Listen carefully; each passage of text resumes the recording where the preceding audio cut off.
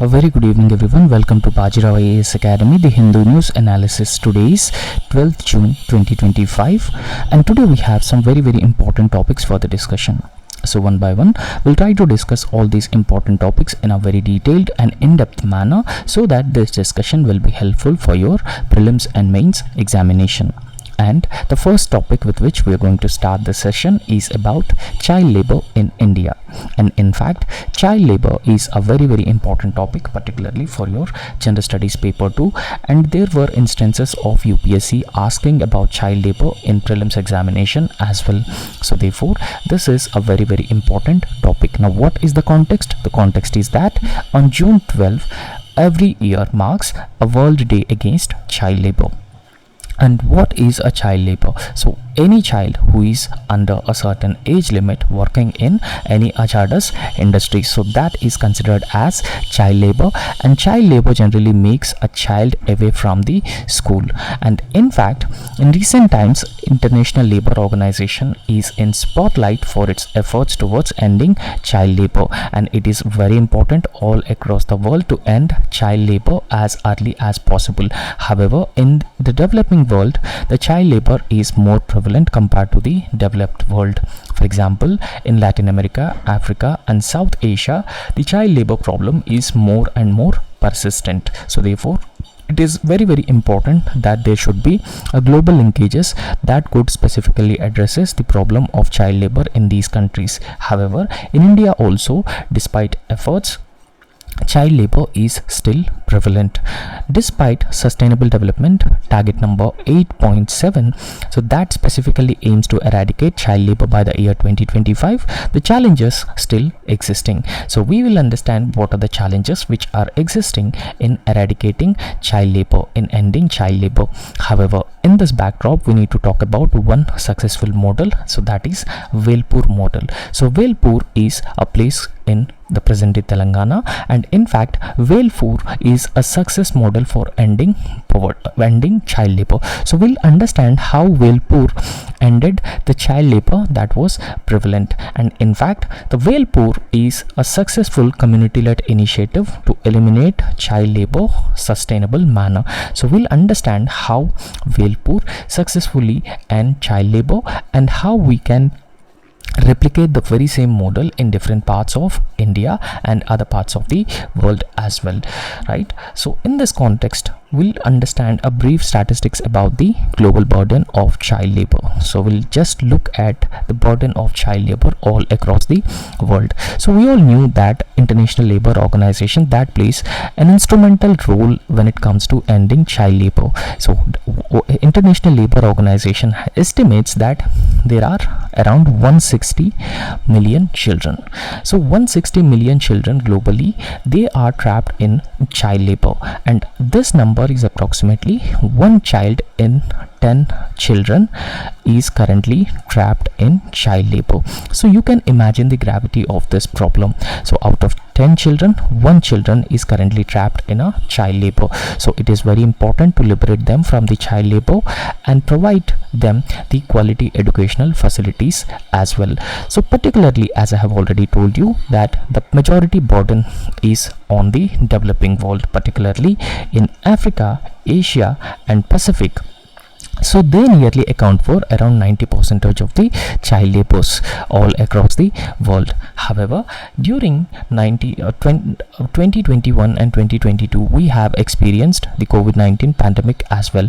So this pandemic pushed a number of families into the chronic cycle of poverty, and this has further exacerbated the vulnerabilities as well, because during COVID-19 pandemic, many children never returned to the school after the closures, so thereby contributing to the long-term dropout and even the labor engagement as well. However, when we talk about some important data with respect to child labor in India, so the data that we have is census 2011. So remember, census 2021 was not conducted because of the COVID-19 pandemic. However, the union government decided to conduct census 2027 and the data will also be available very soon. However, as per already available data of census 2011, so it figures that there are 53 lakh children 53 lakh children, so between 5 to 14 years of age,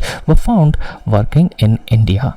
So they are working as a child labor due to number of reasons. For example, so poverty is the main reason. Poverty is the main reason for the child labor, followed by that lack of access to quality education, and even rural urban migration is also another major problem for them working as a child labor, and even existing the illiteracy rates. Higher levels of illiteracy is also another major problem. So all these problems are the main resultant factor for child labor, right? So these are the factors responsible for the child labor, and in fact children are commonly employed in several different sectors such as bead making, carpet weaving, and even fireworks in places like Tamil Nadu as well. However, so we have a legislative framework, particularly the Child Labor Prohibition and Regulation Act of 1986, and it was again amended in the year 2006 as well. However, this Child Labor Prohibition and Regulation Act of 1986, it prohibits employment of children under 14 years and adolescents between 14 to 18 years in hazardous occupations. So when you are writing a mains answer about the Child Labor Prohibition and Regulation Act 1986, so it is very important that when you particularly write an answer on child labor, you must mention this legislative framework which is already established to prohibit or to end child labor, or to provide legal protection to the child labor as well. So now we'll try to discuss about this Velpur model transformation of successfully ending the child labor. Now, what was the initial condition? So prevalence to prevention. So we can describe this as a prevalence to prevention. So this is how we can actually describe this model, right? What does it mean?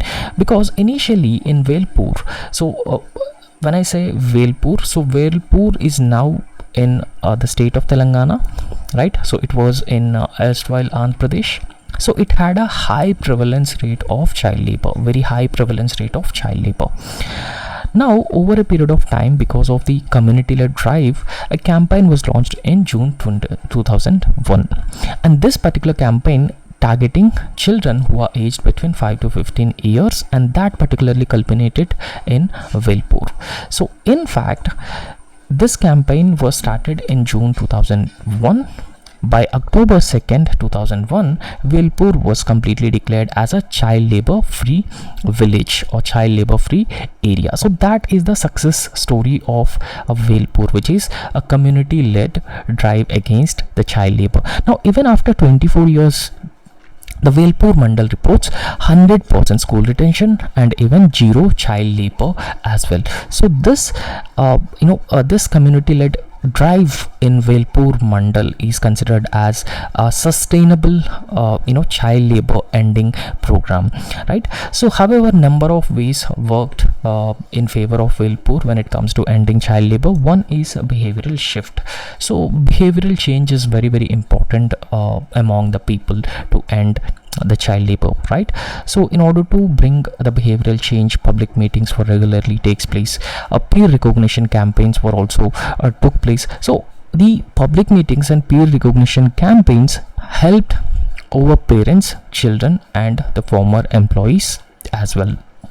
And similarly, the debt waiver strategy was also followed, because employers wrote off around 35 lakh in debt, breaking a chain of child labor through the informal bondage. Because when when the child labor owes debt to the employers, so it was like a chain of child labor, right? So they were working as an informal bonded laborers, but employers, they've come forward because of the behavioral change, and they debt they wrote off around 35 lakh worth of debt as well. And memorandum of understanding with all the sarpanchs in the mandal was also takes place, and in fact it is considered as first of its kind agreement under AP compulsory primary education rules of 1982, and they were signed with the government as well. So all these factors have helped Velpur successfully eliminate child labor. And in fact, the very same model of Velpur needs to be replicated in other parts of India as well, because as per 2011 census, still the child labor existing, still child labor is prevalent in different parts of India as well, right? So in order to eliminate child labor, the government needs to come forward. The government needs to provide quality education for children, setting up more schools, providing more infrastructure in these schools, and Right to Education Act to some extent will certainly help prevent child labor, along with the midday meal scheme that the government has announced. And similarly, what we need to do is a community change or behavioral shift. So that is also very important, and NGOs can also play a very important role in bringing the behavioral change among the people, the attitudinal change among the people. So when people voluntarily come forward to end child labor, it is not too difficult to end child labor, and that has been already proven by the Velpur success story.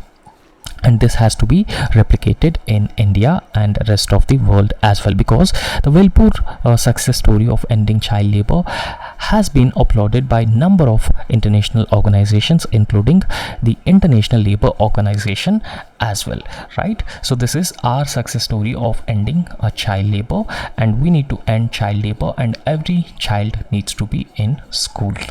I hope you have understood this.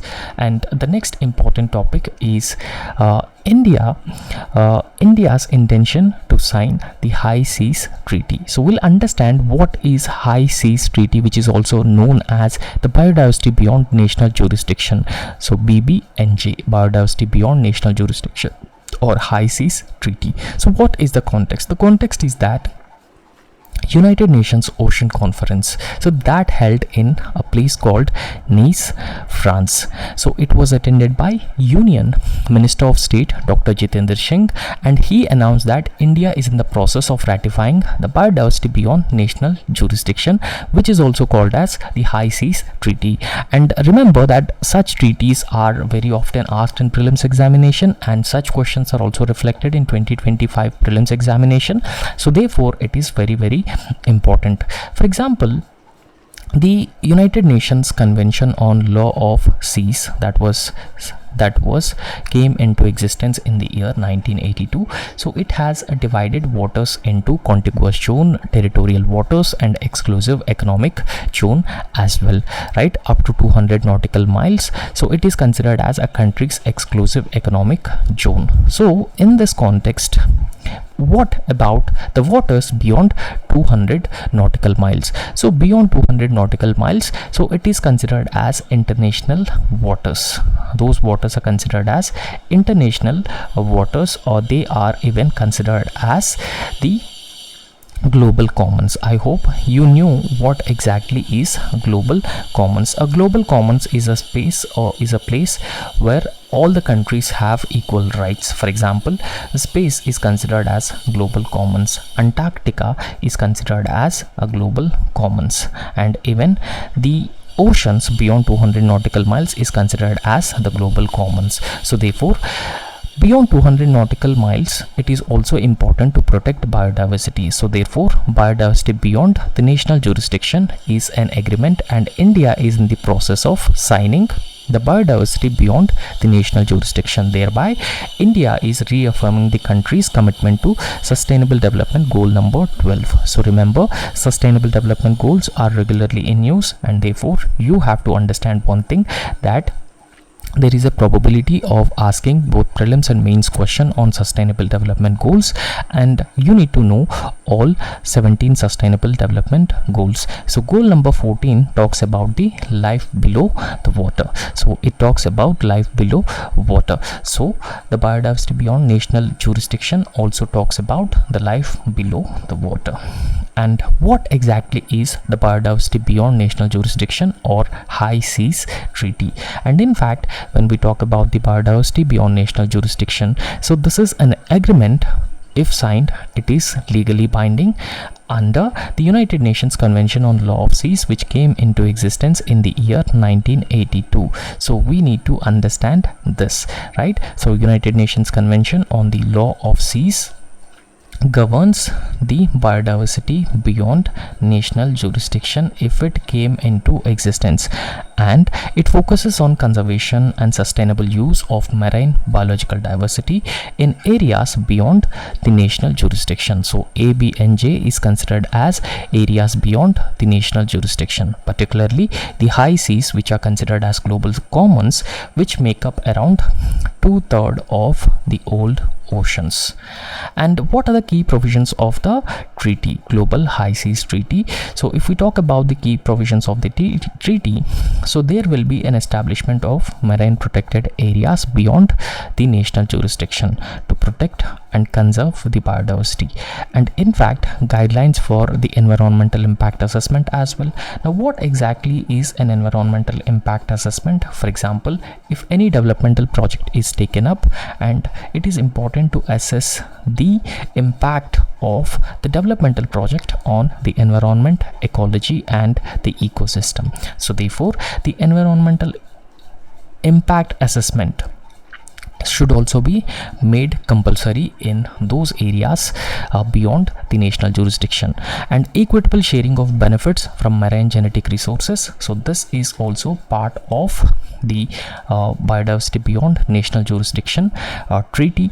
And capacity building, marine technology transfer among different countries, specifically the developing countries, so that there will be equitable sharing of benefits arising from the genetic resources, and apart from that there will be a better protection of the biodiversity beyond the national jurisdiction areas, or areas beyond the national jurisdiction. So these are the key provisions of the treaty, right? So it could be important for your mains examination, because there might be a question about biodiversity beyond national jurisdiction or high seas treaty, and what are the key provisions of the high seas treaty. So this is how the questions being asked. So therefore you have to go through all the important provisions of the treaty.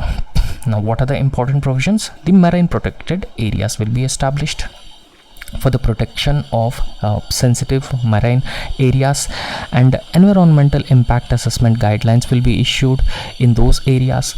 And similarly the equitable sharing of benefits, so this will also be one of the key provision. And the capacity building and technology transfer, particularly to the developing world, right? So these are the key provisions of the Global High Seas Treaty. Now what is India's position, and what are the initiatives that India has launched so far? So India already signed the biodiversity beyond national jurisdiction agreement, but India is currently moving towards ratification. That means India is not yet ratified biodiversity beyond national jurisdiction agreement, but India is already signed it.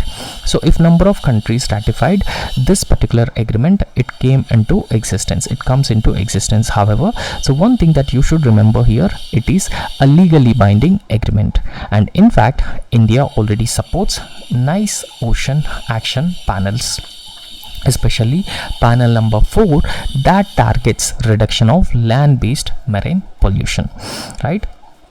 And apart from that, India has already proposed a 6-point strategy to clean oceans, aligning with sustainable development goal number 14. So sustainable development goal number 14 talks about the life below water, and in line with sustainable development goal number 14, India has proposed a 6-point strategy. And what are the 6 points? So firstly, prevention of marine litter and land-based pollution, because the marine litter and even plastic pollution very often leads to biomagnification and bioaccumulation, and these are important.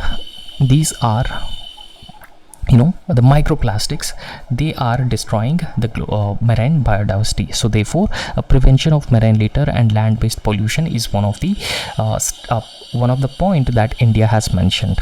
And even India mentioned about the conservation of coastal and marine ecosystems, and this is also very, very important. So in order to protect, conserve the coastal and marine ecosystems, India has already established the coastal regulation zones, right? So coastal regulation zones for the protection and conservation of coastal and marine ecosystems, and even reduced or reduction of carbon emissions from the marine activities as well, because through shipping, fishing, carbon emissions a major concern. So therefore reduction of carbon emissions from the marine activities is also one of the key concern of India as well, and capacity building, technology transfer, and partnerships for the blue economy. Now what exactly is a blue economy?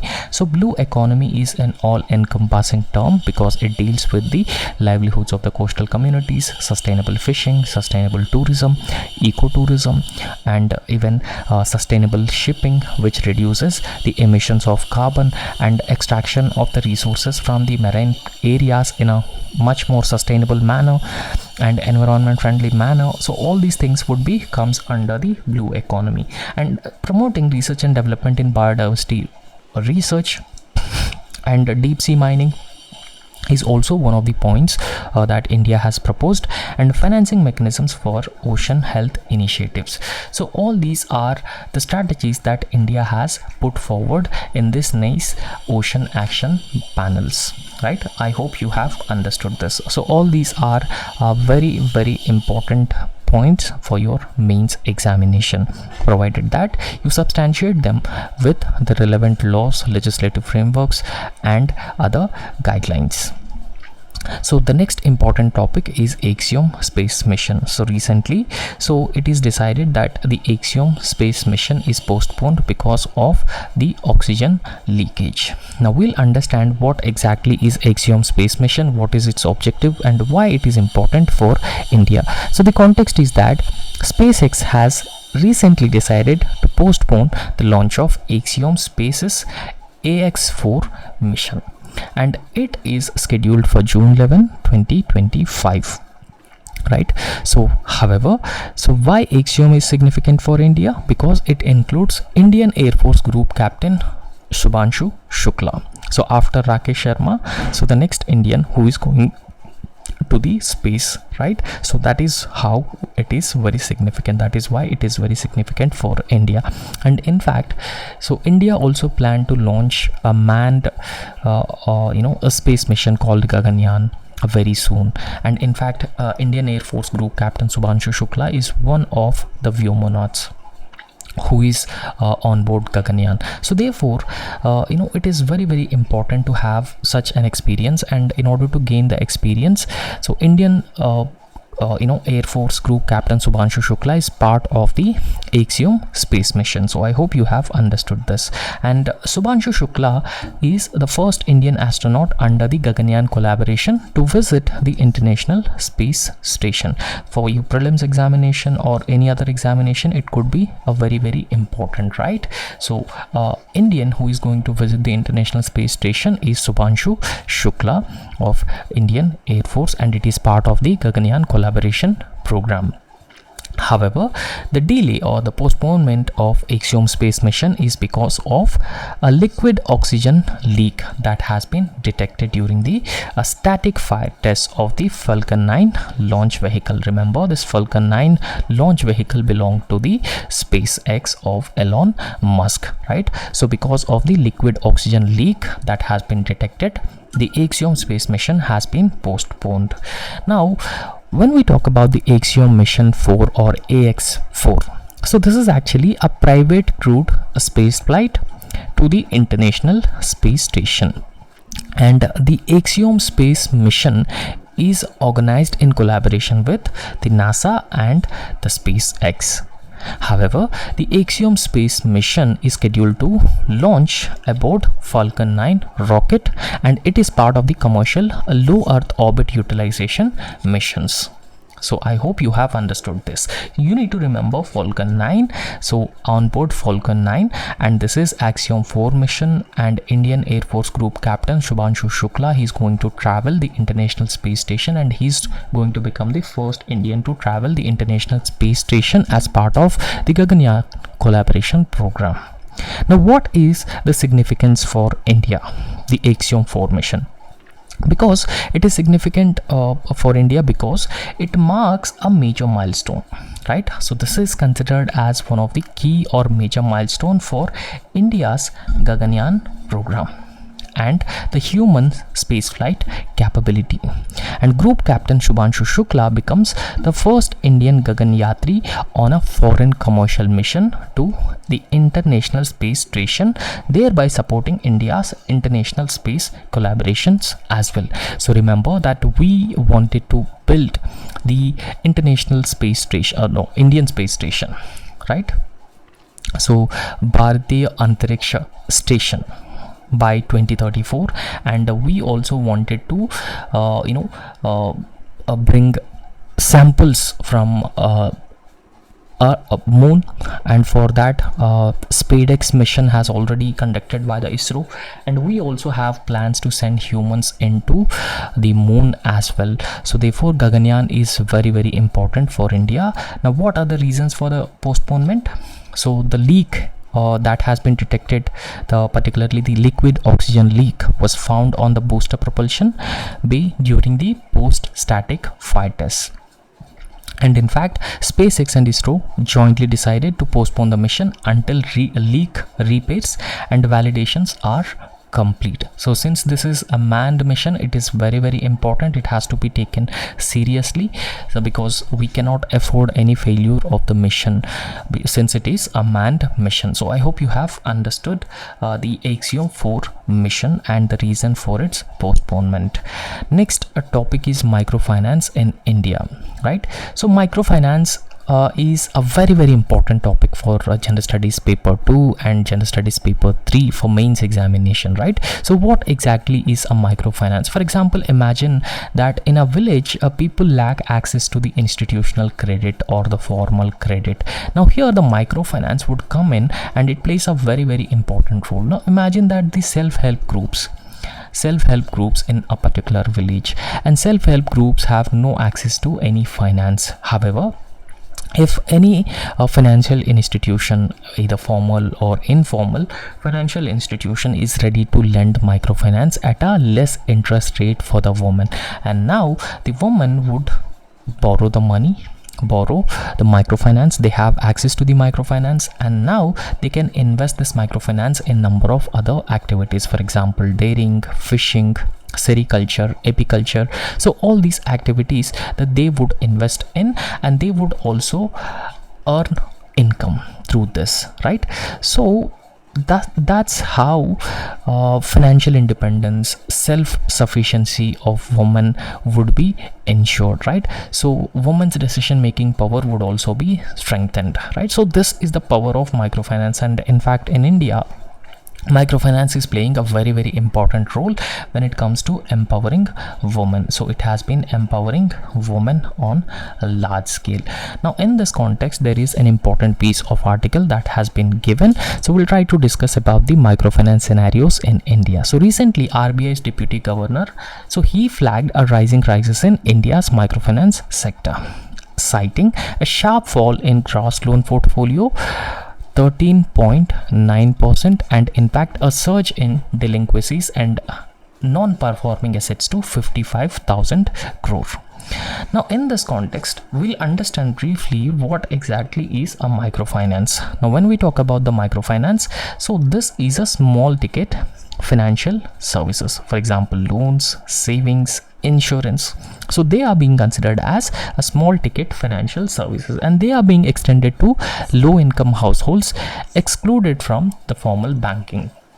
So imagine that there are people who don't have access to the formal banking channels, and now the small ticket financial services are extended to the households who are not having the formal access to the banking. So this is what is called as microfinance in India. However, there are certain challenges when it comes to providing access to microfinance. So we'll try to understand the challenges in microfinance, because understand one thing, that UPSC has asked about this microfinance a number of times, so therefore it is important.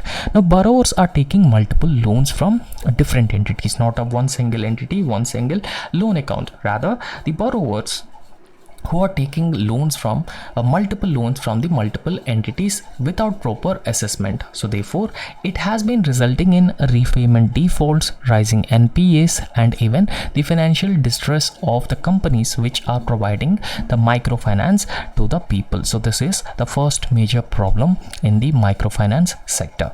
However, so even the institutions who are having access to low cost capital are now levying higher margins, thereby raising concerns about usury and borrower exploitation. For example, imagine that there is an institution A. So this institution is having access to capital which is low cost. So this is having access to the low cost capital. So because of this concern that the institutions have been facing, even though they have access to the low cost capital, what they are doing, they are lending money at a higher interest rate, So since they lend money at a higher interest rate to the people who don't have access to the formal banking channels or access to the institutional credit, so it very often leads to what? It leads to the borrower exploitation, particularly the marginalized sections of the society. So therefore this is a cause of concern.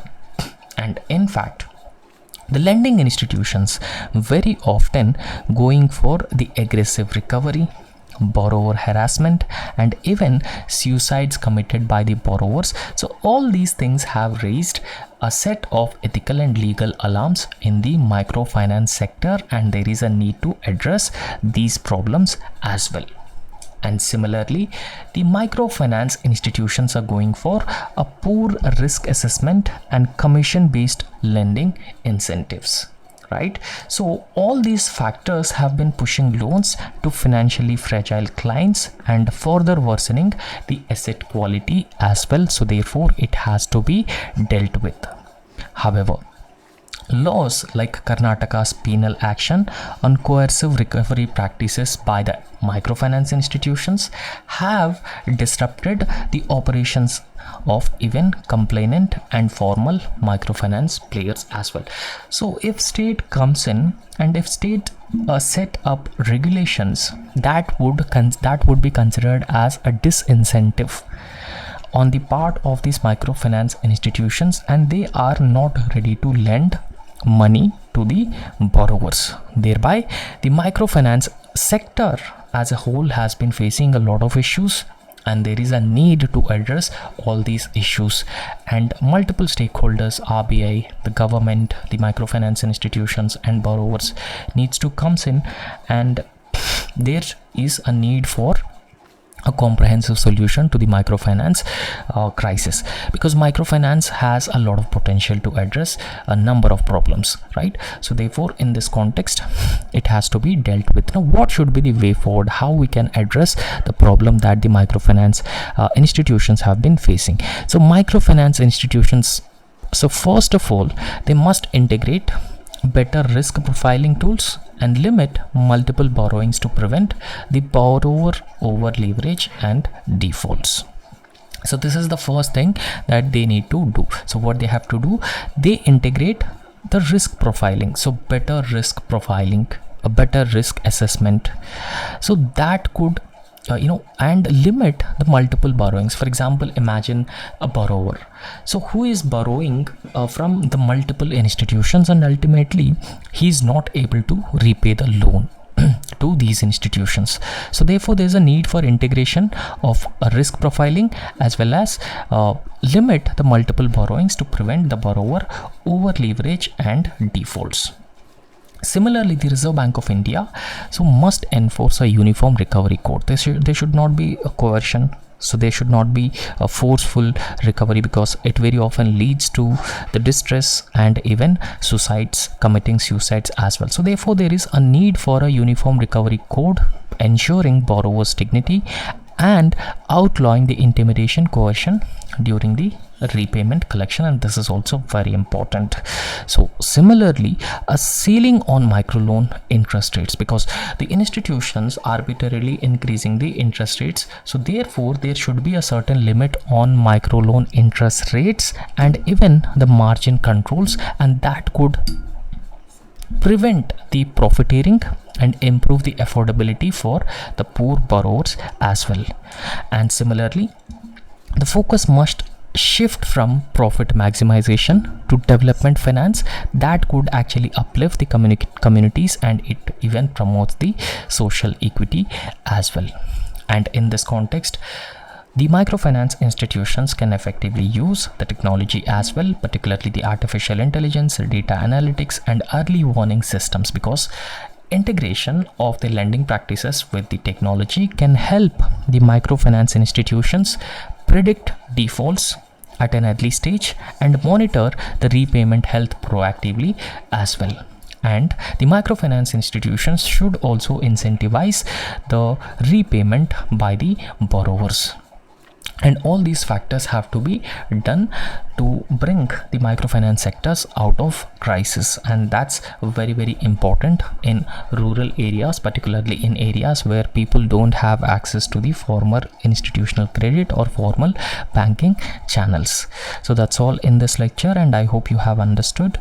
And if you like our lecture, please subscribe our YouTube channel and also hit the like button. Thank you.